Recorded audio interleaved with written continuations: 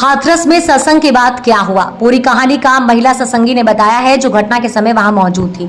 हाथरस के सत्संग में हुई दर्दनाक घटना में शाहजहांपुर के भी 4 लोगों की मौत हुई है। मरने वाले में 2 बच्चे और 2 महिला शामिल हैं। आज जैसे ही उनके शव गांव पहुंचे तो गांव में कोहराम मच गया। इस दौरान सत्संग से लौटी मृतक बच्चों की बुआ ने भोले बाबा के खिलाफ मुकदमा दर्ज करने की मांग की। पूरे परिवार में भोले बाबा के खिलाफ गुस्सा है। पूरे परिवार में भोले बाबा के खिलाफ गुस्सा है। उनका कहना है कि भोले बाबा खुद को ब्रह्मांड का भगवान बताते हैं, लेकिन उनकी ही वजह से लोग मौत के मुंह में समा गए। फिलहाल गांव में पुलिस प्रशासन ने परिवार को तत्काल आर्थिक सहायता मुहैया कराई और मृतकों का अंतिम संस्कार किया जा रहा है। शाहजहांपुर के थाना कांड क्षेत्र के भमौली गांव के रहने वाले आनंद कुमार के 2 बच्चे आयुष 9 साल का और काव्या 7 साल अपनी बुआ शोभा के साथ बाबा भोलेनाथ के सत्संग में शामिल होने के लिए हाथरस गए थे। बताया जा रहा है कि इस दौरान बाबा के पैर छूने को लेकर भगदड़ मच गई। शोभा का कहना है कि वह अपने दोनों भतीजों को लेकर सड़क के किनारे बनी खाई में गिर गई, जिसके बाद दर्जनों लोग उसके ऊपर गिर गए। किसी तरह वह तो बच गई, लेकिन उसके दोनों भतीजे दम घुटने से मौत के मुंह में समा गए हैं। वह घंटे चिल्लाती रही, लेकिन कोई ने बचाने नहीं आया। भोले बाबा के इस महिला भक्त शोभा का कहना है कि सभी मौतों के लिए भोले बाबा जिम्मेदार और उसके खिलाफ मुकदमा दर्ज होना चाहिए, क्योंकि जब सुरक्षा के इंतजाम नहीं थे तो इतना बड़ा सत्संग क्यों करवाया। क्या घटना हुई थी? घटना ये हुई, प्रभु जी 12 बजे आए। सत्संग 3 बजे तक होता है, 5 बजे तक होता है, शाम समापन होता है, लेकिन वो 12 बजे आए। 1 बजे आरती करा के चले गए।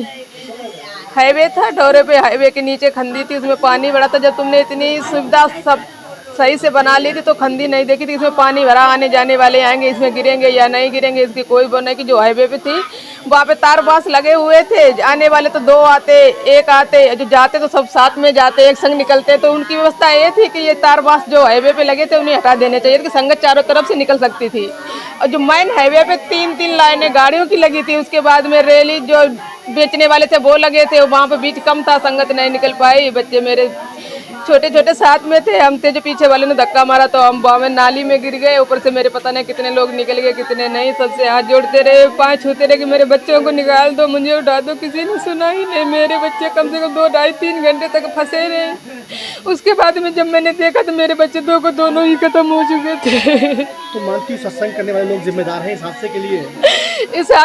इसके लिए तो कमेटी वाले भी जिम्मेदार हैं, परमात्मा भी जिम्मेदार है। जब तुम खुले शब्दों में ये कह सकते कि मैं कुल ब्रह्मांड के मालिक है, महानायक है, सब कुछ करता धरता हम ही है, फिर कहाँ थे परमात्मा? आप कहते हो कि जो रोते हुए आता है यहाँ से हंसते हुए जाता है, लेकिन मैं तो हंसते हुए गए थे, अपने खेलते खिलाते बच्चों को लेके गए थे, वहां से मैं रोते हुए आए। मुझे ये नहीं पता था कि परमात्मा मेरे साथ में इतना बड़ा अन्याय करेंगे। नहीं, मैं जहाँ परमात्मा प्रवास पे थे बिछवा हम तो बाहर लेके बच्चों के जाते, परमात्मा से ये पूछते खिलाफ भी कार्रवाई होना चाहिए। हाँ, होना चाहिए, बाबा के भी खिलाफ होना चाहिए, कमेटी वालों के भी साथ हो रही कि वो आप जिम्मेदारी नहीं संभाल सकते तो इतना बड़ा सत्संग क्यों लेते हो? आपकी पूरी जिम्मेदारी होती है, तो अब नहीं संभाले जा चुकती है तो मालूम है इतनी भीड़ वहाँ पे होती है, तो क्यों इतनी बड़ी जिम्मेदारी लेते हो जो आपके बस में नहीं है। क्या नाम आपका? शोभा।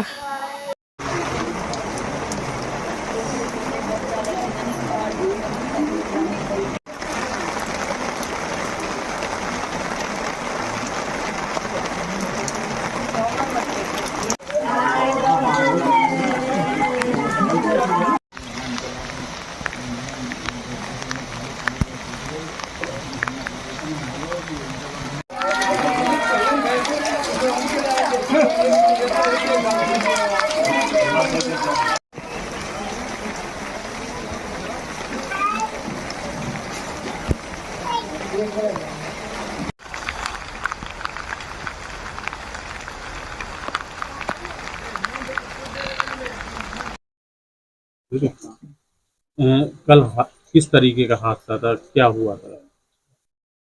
मेरे सामने तो हुआ नहीं था। ये लोग तो जयपुर से आए थे, हम कायमगंज से गए थे। अच्छा, वहां से चल दी थी आप? नहीं, मैं पंडाल में ही रुके रहे थे, ये लोग चल दिए भीड़ में। हाँ, भीड़ में निकलने के बाद ये धक्का लगा किसी का, मतलब जो रोड हाईवे था अब उस पे तार बांस लगे हुए थे। संगत आती है तो 1-2 करके आती है, जाती तो हुई इकट्ठी जाती है। तब कमेटी वालों की ये गलती थी कि ये तार बांस खोल देने चाहिए थे, क्यों कि संगत चारों गद्दी से निकल सकती थी। रोड मेन हाईवे पे 2-3 लाइनें गाड़ी की लगी थी, उसी पे रेडी लगी थी जो कुछ बिक रहा था। और उतनी रोड थोड़ा बचा था, उतने में संगत नहीं निकल, फिर आगे से रोड भी जाम कर दिया। जो आगे वाली संगत रुकी थी, जो पीछे वाली थी वो आगे वालों के ऊपर गिरी, जो खड़े थे वो वहीं पे दब गए। अच्छा, तो इस घटना के पीछे क्या आप किसे दोषी मानते हैं? हम कमेटी वालों को भी मानते हैं, परमात्मा को भी मानते हैं दोषी। तो क्या उन्हें सजा होनी चाहिए? हाँ, जब कमेटी वाले जानते हैं कि 7 होने पर इतनी भीड़ होती है, जब तुम खुद स्वयं सुविधा नहीं संभाल पा रहे तो क्यों लेते हो? व्यवस्था नहीं बना पा रहे हो तो क्यों लेते हो? फिर उसी की थोड़ी देर पहले हरि जी ने वचन दिए थे, ये जो कमेटी वाले भाई बहन है ये पात्र के काबिल हैं। क्यों ये अपना मन धन तन नारायण हरि की खातिर खर्चा कर रहे हैं, ये हरि के खाते में जा रहे हैं। अब मैंने 2 बच्चे खो दिए, हम किन से मांगे? कौन देगा मुझे? हरि जी देंगे या कमेटी वाले देंगे? कौन देगा? है? फिर यहाँ पे ये भी कहते हो कि रोते रोते आते हो, हंसते जाते हो। हम तो हंस के गए, हम रो के आए, हम किन्हें बताएं? किस पे विश्वास करें? कौन है इस कलयुग में? कोई नहीं है। हम तो मौके पे नहीं थे, जो बहन थी जो बच्चे लेके यहाँ चले, मैं तो बिछमा जाते वहीं पे प्रवास पे, वहीं पे बच्चे डालते, परमात्मा से जवाब पूछते, सवाल मुझे जवाब दो। तो कितने साल से इससे जुड़े हुए थे इस तक? 7 साल। 7 साल से। तो क्या मतलब इतना ज्यादा क्या विश्वास था कि आप लोग इतनी भीड़ होने के बाद भी विश्वास तो सब कुछ था, जो कुछ मांगता है उसे मिलता है, पर ये पहली बार इतना हादसा हुआ है। कि आपने 2 बच्चों को खोया है, तो इस हादसे के पीछे किसको दोषी मानते हैं? दोषी तो तन मन धन सब तो प्रभु जी को हमने अर्पण कर दिया है। अब उन्हें मतलब जिसके आशा लगा के गए थे उन्होंने निराश करके भेजा है। दोषी तो प्रभु जी है, किसको दोषी माने?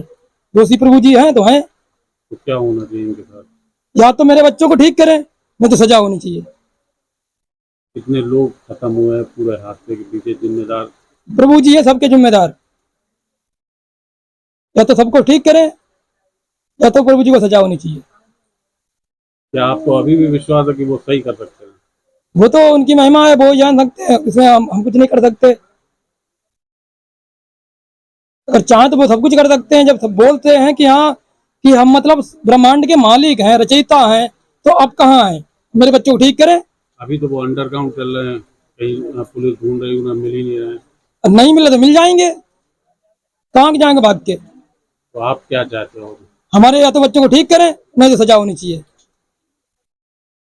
कल घटना के बाद अभी तक उन्होंने कुछ भी नहीं कहा है। उसको लेकर हम क्या कहें, क्योंकि अब तो उनकी बोलती बंद हो गई है। अब क्या कहेंगे वो?